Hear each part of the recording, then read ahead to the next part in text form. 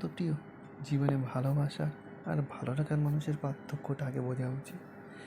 ভালো তো সবাই বাসতে পারে, কিন্তু ভালো রাখতে কজন পারে বলো?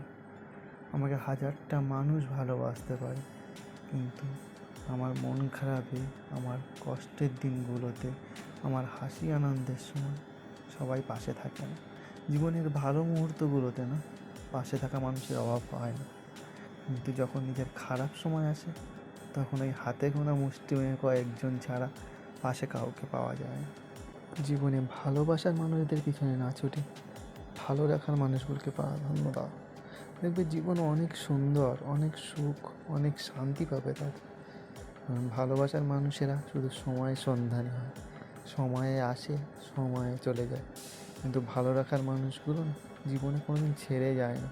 তাই যতই বাধা আসুক, যতই বিপত্তি আসুক, যতই খারাপ সময় আসুক,